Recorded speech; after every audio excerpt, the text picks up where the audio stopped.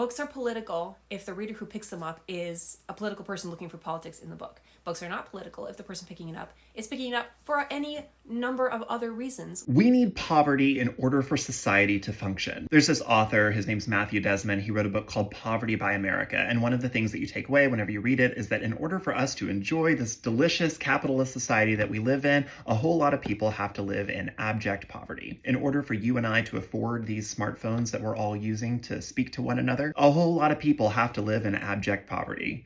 In order for us to have things like $5 t-shirts and dollar menu tacos, a whole lot of other people have to live in poverty. The rest of us have kind of agreed to overlook that. Like, we know that it's happening, but it's happening over there. It's happening out of sight. So we all just kind of accept that it's happening and move on, and we don't talk about it. And when anybody talks about it, it gets very uncomfortable. So we get uncomfortable. So we do everything that we can to hush that conversation out. That's called cognitive dissonance. And it's the same thing that people employ whenever people say things like books shouldn't be political. Books are only political if you want them to be political. For everybody else, it's escapist literature. Let me let you in on a little secret. Every single trope that has ever been written, every type of story that has ever been written, is in some way commentary on the world around us, the society in which we are governed, and the author's lived experience. Or let me say this another way. In order for you to have escapist literature, someone else needed to want to escape. A really good example of this is in the story of The Little Mermaid. You might see it as a story of this adorable little mermaid living in an underwater kingdom who wanted to leave and fall in love with a handsome prince on land. But it's really a story about a queer man who couldn't be with the person that he loved because there was no place for them in society. In order for you to have the escapist story of The Little Mermaid, a queer man needed to want to escape his life. Books are always political as long as reading them is political. And we can see that by all of the politicians all around the country trying to ban them. The books that are being banned are disproportionately written by and starring characters that are people of color, queer people, disabled people, immigrants, anybody who has a marginalized and oppressed identity. And whenever you ban books, literacy rates decline. We've seen a year-over-year increase in book bans and a year-over-year decrease in literacy. This shouldn't surprise you, but the people being most affected by the decline in literacy look like the characters in those books. Kids are far, far more likely to read books if the characters look like them, if they live lives that resemble theirs. If you take those books off the shelves and stop making them available, kids have a lot less interest in reading. Kids live in this world. All of the things that happen to us as adults are also happening to them. They experience racism, homophobia, oppression, hunger, starvation, financial insecurity.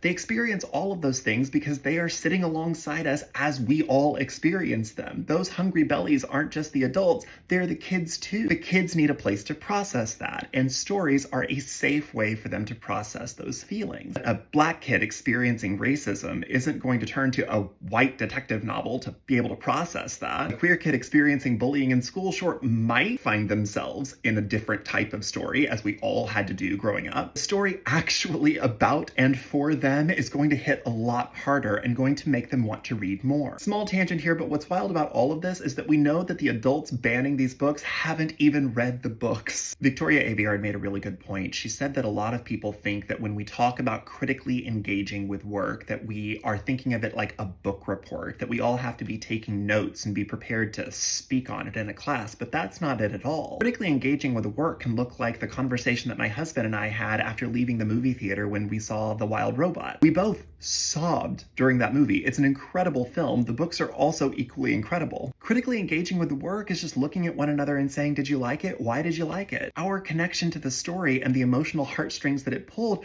were slightly different. And by discussing that, it helped us understand one another better and also helped us understand the story better because we could see the layers that existed in that story that other people could find. That's what critically engaging is. It's just asking why behind the what. And the fact that you get to live in a world where you've never had to ask the why behind the what, that you, as a cisgender heterosexual white person, have always seen yourself reflected in every type of story. Are you the villain? Are you the anti-hero? Are you saving some alien race? Are you the secret chosen one? Are you the protagonist in a rom-com? Are you the quirky best friend? You have been every iteration of every single type of character. A lot of other people don't have that. A lot of other people can't say the same. When anyone else wants just a little bit of it, suddenly it's DEI, suddenly it's woke, suddenly it's a whole problem, and we need to ban the book. Because suddenly it makes us feel very uncomfortable things. It reminds us that poor people exist in order for us to have our $5 t-shirts and our $1 tacos. It reminds us that we've all been practicing cognitive dissonance and that other people live lives of discomfort in order for us to have comfort. Remember, in order for you to have escapist literature, someone else needed to want to escape. Hope this helps. Thank you. Goodbye.